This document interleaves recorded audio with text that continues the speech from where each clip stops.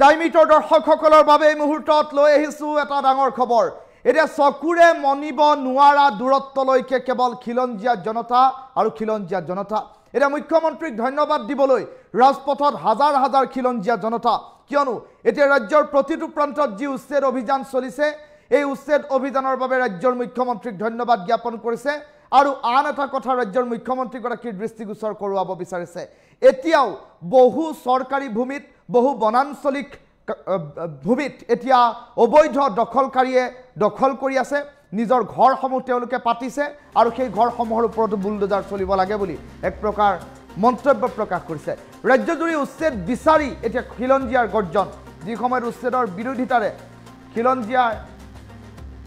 বিৰোধিতাৰে প্ৰতিবাদ সাব্যস্ত হৈছে সংখ্যালঘু দল সংগঠনে, সেই সময়ছোৱাতে কিন্তু খিলঞ্জীয়া জনতা ওলাই আহিছে উচ্ছেদ বিচাৰি।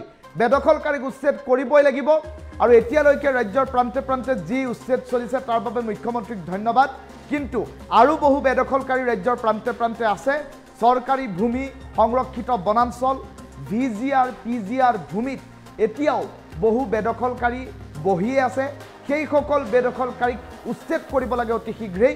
তীব্ৰ প্ৰতিবাদো সাব্যস্ত কৰা পৰিলক্ষিত হৈছে। উচ্ছেদ কৰাৰ বাবে মুখ্যমন্ত্ৰীয়ে ধন্যবাদ জ্ঞাপন কৰিলে খিলঞ্জীয়া জনতাই।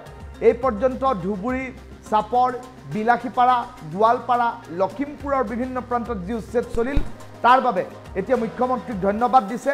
কিন্তু তাৰ সমান্তৰালকৈ অসমীয়া জাতি ৰক্ষাৰ বাবে আৰু অধিক উচ্ছেদ চলিব লাগে বুলি এতিয়া প্ৰতিবাদমুখৰ পৰিস্থিতিৰ সৃষ্টি কৰি ৰাজপথলৈ ওলাই আহিছে জনতা। বেদখলকাৰীক উচ্ছেদ কৰিবই লাগিব। ৰাজ্যৰ প্ৰান্তে প্ৰান্তে বেদখলকাৰীৰ উচ্ছেদ কৰাৰ দাবী উত্থাপন কৰি খিলঞ্জীয়া জনতা ওলাই আহিল ৰাজপথলৈ। ৰাজ্যৰ চৰকাৰী ভূমি, সংৰক্ষিত বনাঞ্চল, VGR PGR ভূমিত এই পৰ্যন্ত বহু লোক আছে। বহু লোকে এই পৰ্যন্ত অবৈধভাৱে দখল কৰি আছে। তেনে পৰিপ্ৰেক্ষিতত সেইসকল লোকৰ ওপৰতো ব্যৱস্থা গ্ৰহণ কৰাৰ দাবী উত্থাপন কৰি ৰাজপথলৈ জনতা ওলাই আহিছে। টাইমিটৰ দৰ্শকসকলক এই মুহূৰ্তত দৃশ্যাংশ দেখুৱাইছোঁ।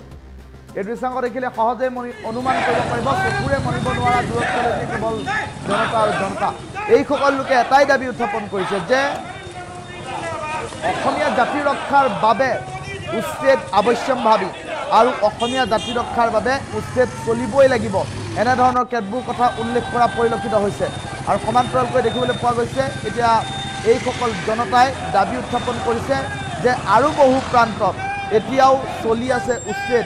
তেনে পৰিপ্ৰেক্ষিতত এতিয়াও বেদখল চলি আছে, সেই প্ৰান্তসমূহতো উচ্ছেদ চলিব লাগে বুলি মন্তব্য প্ৰকাশ কৰা পৰিলক্ষিত হৈছে। টাইমিটৰ দৰ্শকসকলক এই মুহূৰ্তত সেই দৃশ্যাংশ দেখুৱাই আছে।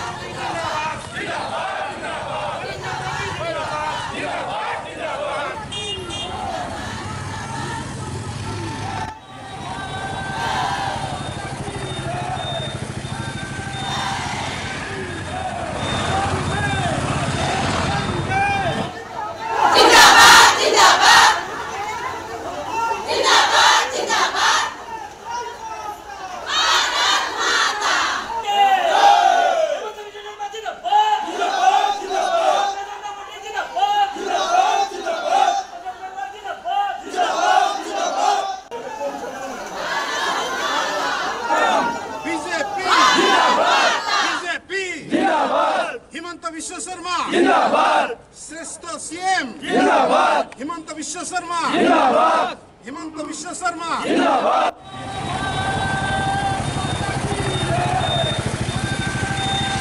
এজন ভাৰতীয় জনতা পাৰ্টিৰ কাৰ্যকৰ্তা হিচাপে আৰু অসম সন্তান হিচাপে আজি মই বিশেষকৈ ডক্টৰ হিমন্ত বিশ্ব শৰ্মা ডাঙৰীয়া, আমাৰ অতি মৰমৰ মুখ্যমন্ত্ৰী, তেখেতক মই ধন্যবাদ জ্ঞাপন কৰিছোঁ।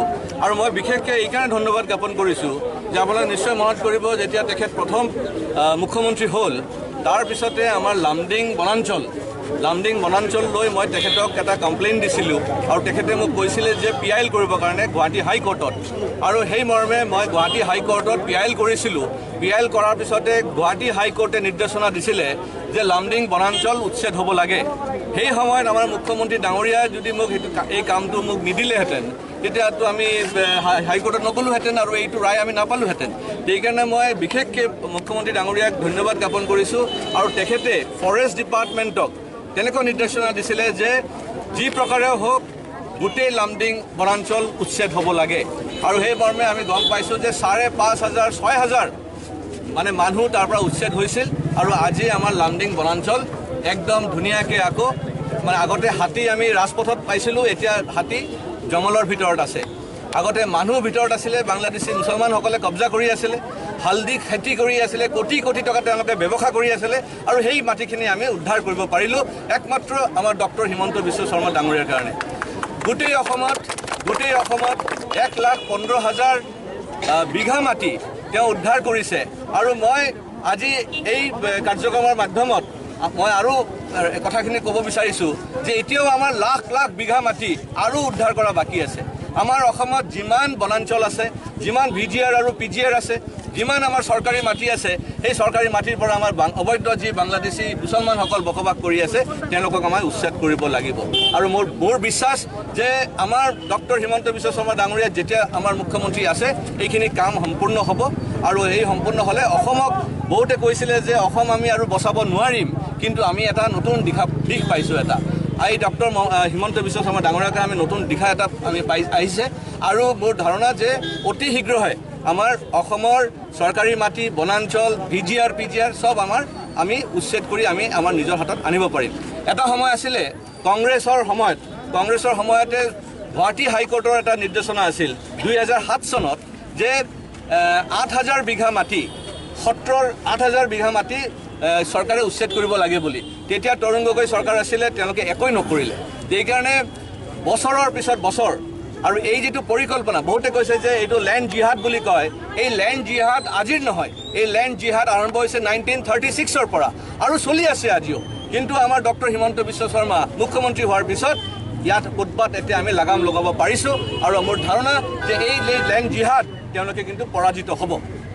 আজি কাৰ্যকৰ্তাক লৈ এটা আমি ৰেলী কৰিলোঁ, ৰেলীত দেখিলোঁ অসম চৰকাৰে যি আমাৰ ভূমিলৈ যিবিলাক ভূমি যুগ যুগ ধৰি অসমৰ মাটি আহি বাহিৰৰ পৰা মানুহ আহি বেদখল কৰিছে। আজি এই ভূমিৰ কাৰণে আমি কোনো ইণ্ডাষ্ট্ৰি কৰিব পৰা নাই, আমাৰ যুৱক যুৱতীক আমি কৰ্মসংস্থান দিব পৰা নাই। আজি আমি এই ভূমিলৈ ডাঙৰ এটা ইণ্ডাষ্ট্ৰি কৰিবলৈ গৈ আছোঁ। ইয়াত এটা 20,000 কোটি টকাৰ ইনভেষ্টমেণ্ট হ'ব।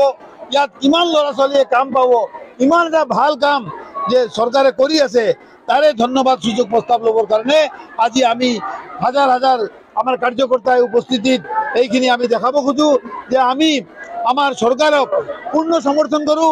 আমাৰ মাননীয় মুখ্যমন্ত্ৰী হেমন্ত বিশ্ব শৰ্মাক আমি আৰু আগুৱাই যাবলৈ আমি তেওঁক প্ৰেৰণা দিবৰ কাৰণে কাৰ্যকৰ্তাক বন্ধুসকলক তেওঁৰ উৎসাহ দেখি তেওঁ নিশ্চয় আৰু প্ৰেৰণা পাব আৰু আগন্তুক দিনত ইয়াতকৈ বেছি ভাল কাম কৰিব আমি আশা ৰাখোঁ। আজি কাৰ্যকৰ্তাক লৈ এটা আমি ৰেলী কৰিলোঁ, ৰেলীত দেখিলোঁ অসম চৰকাৰে যি আমাৰ ভূমিলৈ যিবিলাক ভূমি যুগ যুগ ধৰি অসমৰ মাটি আহি বাহিৰৰ পৰা মানুহ আহি বেদখল কৰিছে। আজি এই ভূমিৰ কাৰণে আমি কোনো ইণ্ডাষ্ট্ৰি কৰিব পৰা নাই, আমাৰ যুৱক যুৱতীক আমি কৰ্মসংস্থান দিব পৰা নাই। আজি আমি এই ভূমিলৈ ডাঙৰ এটা ইণ্ডাষ্ট্ৰি কৰিবলৈ গৈ আছোঁ। ইয়াত এটা 20,000 কোটি টকাৰ ইনভেষ্টমেণ্ট হ'ব। ইয়াত কিমান ল'ৰা ছোৱালীয়ে কাম পাব, ইমান এটা ভাল কাম যে চৰকাৰে কৰি আছে, তাৰে ধন্যবাদ সুযোগ প্ৰস্তাৱ ল'বৰ কাৰণে আজি আমি হাজাৰ হাজাৰ আমাৰ কাৰ্যকৰ্তাই উপস্থিতিত এইখিনি আমি দেখাব খোজোঁ যে আমি আমাৰ চৰকাৰক পূৰ্ণ সমৰ্থন কৰোঁ। আমাৰ মাননীয় মুখ্যমন্ত্ৰী হেমন্ত বিশ্ব শৰ্মাক আমি আৰু আগুৱাই যাবলৈ আমি তেওঁক প্ৰেৰণা দিবৰ কাৰণে কাৰ্যকৰ্তাক বন্ধুসকলক তেওঁৰ উৎসাহ দেখি তেওঁ নিশ্চয় আৰু প্ৰেৰণা পাব আৰু আগন্তুক দিনত ইয়াতকৈ বেছি ভাল কাম কৰিব আমি আশা ৰাখোঁ। আজি কাৰ্যকৰ্তাক লৈ এটা আমি ৰেলী কৰিলোঁ, ৰেলীত দেখিলোঁ অসম চৰকাৰে যি আমাৰ ভূমিলৈ যিবিলাক ভূমি যুগ যুগ ধৰি অসমৰ মাটি আহি বাহিৰৰ পৰা মানুহ আহি বেদখল কৰিছে। আজি এই ভূমিৰ কাৰণে আমি কোনো ইণ্ডাষ্ট্ৰি কৰিব পৰা নাই, আমাৰ যুৱক যুৱতীক আমি কৰ্মসংস্থান দিব পৰা নাই। আজি আমি এই ভূমিলৈ ডাঙৰ এটা ইণ্ডাষ্ট্ৰি কৰিবলৈ গৈ আছোঁ। ইয়াত এটা 20,000 কোটি টকাৰ ইনভেষ্টমেণ্ট হ'ব। ইয়াত কিমান ল'ৰা ছোৱালীয়ে কাম পাব, ইমান এটা ভাল কাম যে চৰকাৰে কৰি আছে, তাৰে ধন্যবাদ সুযোগ প্ৰস্তাৱ ল'বৰ কাৰণে আজি আমি হাজাৰ হাজাৰ আমাৰ কাৰ্যকৰ্তাই উপস্থিতিত এইখিনি আমি দেখাব খোজোঁ যে আমি আমাৰ চৰকাৰক পূৰ্ণ সমৰ্থন কৰোঁ। আমাৰ মাননীয় মুখ্যমন্ত্ৰী হেমন্ত বিশ্ব শৰ্মাক আমি আৰু আগুৱাই যাবলৈ আমি তেওঁক প্ৰেৰণা দিবৰ কাৰণে কাৰ্যকৰ্তাক বন্ধুসকলক তেওঁৰ উৎসাহ দেখি তেওঁ নিশ্চয় আৰু প্ৰেৰণা পাব আৰু আগন্তুক দিনত ইয়াতকৈ বেছি ভাল কাম কৰিব আমি আশা ৰাখোঁ। আজি কাৰ্যকৰ্তাক লৈ এটা আমি ৰেলী কৰিলোঁ, ৰেলীত দেখিলোঁ অসম চৰকাৰে যি আমাৰ ভূমিলৈ যিবিলাক ভূমি যুগ যুগ ধৰি অসমৰ মাটি আহি বাহিৰৰ পৰা মানুহ আহি বেদখল কৰিছে। আজি এই ভূমিৰ কাৰণে আমি কোনো ইণ্ডাষ্ট্ৰি কৰিব পৰা নাই, আমাৰ যুৱক যুৱতীক আমি কৰ্মসংস্থান দিব পৰা নাই। আজি আমি এই ভূমি লৈ ডাঙৰ এটা ইণ্ডাষ্ট্ৰি কৰিবলৈ গৈ আছো। ইয়াত এটা 20,000 কোটি টকাৰ ইনভেষ্টমেণ্ট হ'ব। ইয়াত কিমান ল'ৰা ছোৱালীয়ে কাম পাব, ইমান এটা ভাল কাম যে চৰকাৰে কৰি আছে, তাৰে ধন্যবাদ সুযোগ প্ৰস্তাৱ ল'বৰ কাৰণে আজি আমি হাজাৰ হাজাৰ আমাৰ কাৰ্যকৰ্তাই উপস্থিতিত এইখিনি আমি দেখাব খোজো যে আমি আমাৰ চৰকাৰক পূৰ্ণ সমৰ্থন কৰোঁ। আমাৰ মাননীয় মুখ্যমন্ত্ৰী হেমন্ত বিশ্ব শৰ্মাক আমি আৰু আগুৱাই যাবলৈ আমি তেওঁক প্ৰেৰণা দিবৰ কাৰণে কাৰ্যকৰ্তাক বন্ধুসকলক তেওঁৰ উৎসাহ দেখি তেওঁ নিশ্চয় আৰু প্ৰেৰণা পাব আৰু আগন্তুক দিনত ইয়াতকৈ বেছি ভাল কাম কৰিব আমি আশা ৰাখোঁ। আজি কাৰ্যকৰ্তাক লৈ এটা আমি ৰেলী কৰিলোঁ। ৰেলীত দেখিলোঁ অসম চৰকাৰে যি আমাৰ ভূমিলৈ যিবিলাক ভূমি যুগ যুগ ধৰি অসমৰ মাটি আহি বাহিৰৰ পৰা মানুহ আহি বেদখল কৰিছে। আজি এই ভূমিৰ কাৰণে আমি কোনো ইণ্ডাষ্ট্ৰি কৰিব পৰা নাই, আমাৰ যুৱক যুৱতীক আমি কৰ্মসংস্থান দিব পৰা নাই। আজি আমি এই ভূমি লৈ ডাঙৰ এটা ইণ্ডাষ্ট্ৰি কৰিবলৈ গৈ আছো। ইয়াত এটা 20,000 কোটি টকাৰ ইনভেষ্টমেণ্ট হ'ব। ইয়াত কিমান ল'ৰা ছোৱালীয়ে কাম পাব, ইমান এটা ভাল কাম যে চৰকাৰে কৰি আছে, তাৰে ধন্যবাদ সুযোগ প্ৰস্তাৱ ল'বৰ কাৰণে আজি আমি হাজাৰ হাজাৰ আমাৰ কাৰ্যকৰ্তাই উপস্থিতিত এইখিনি আমি দেখাব খোজো যে আমি আমাৰ চৰকাৰক পূৰ্ণ সমৰ্থন কৰোঁ। আমাৰ মাননীয় মুখ্যমন্ত্ৰী হেমন্ত বিশ্ব শৰ্মাক আমি আৰু আগুৱাই যাবলৈ আমি তেওঁক প্ৰেৰণা দিবৰ কাৰণে কাৰ্যকৰ্তাক বন্ধুসকলক তেওঁৰ উৎসাহ দেখি তেওঁ নিশ্চয় আৰু প্ৰেৰণা পাব আৰু আগন্তুক দিনত ইয়াতকৈ বেছি ভাল কাম কৰিব আমি আশা ৰাখোঁ। আজি কাৰ্যকৰ্তাক লৈ এটা আমি ৰেলী কৰিলোঁ। ৰেলীত দেখিলোঁ অসম চৰকাৰে যি আমাৰ ভূমিলৈ যিবিলাক ভূমি যুগ যুগ ধৰি অসমৰ মাটি আহি বাহিৰৰ পৰা মানুহ আহি বেদখল কৰিছে। আজি এই ভূমিৰ কাৰণে আমি কোনো ইণ্ডাষ্ট্ৰি কৰিব পৰা নাই, আমাৰ যুৱক যুৱতীক আমি কৰ্মসংস্থান দিব পৰা নাই। আজি আমি এই ভূমি লৈ ডাঙৰ এটা ইণ্ডাষ্ট্ৰি কৰিবলৈ গৈ আছো। ইয়াত এটা 20,000 কোটি টকাৰ ইনভেষ্টমেণ্ট হ'ব। ইয়াত কিমান ল'ৰা ছোৱালীয়ে কাম পাব, ইমান এটা ভাল কাম যে চৰকাৰে কৰি আছে, তাৰে ধন্যবাদ সুযোগ প্ৰস্তাৱ ল'বৰ কাৰণে আজি আমি হাজাৰ হাজাৰ আমাৰ কাৰ্যকৰ্তাই উপস্থিতিত এইখিনি আমি দেখাব খোজো যে আমি আমাৰ চৰকাৰক পূৰ্ণ সমৰ্থন কৰোঁ। আমাৰ মাননীয় মুখ্যমন্ত্ৰী হেমন্ত বিশ্ব শৰ্মাক আমি আৰু আগুৱাই যাবলৈ আমি তেওঁক প্ৰেৰণা দিবৰ কাৰণে কাৰ্যকৰ্তাক বন্ধুসকলক তেওঁৰ উৎসাহ দেখি তেওঁ নিশ্চয় আৰু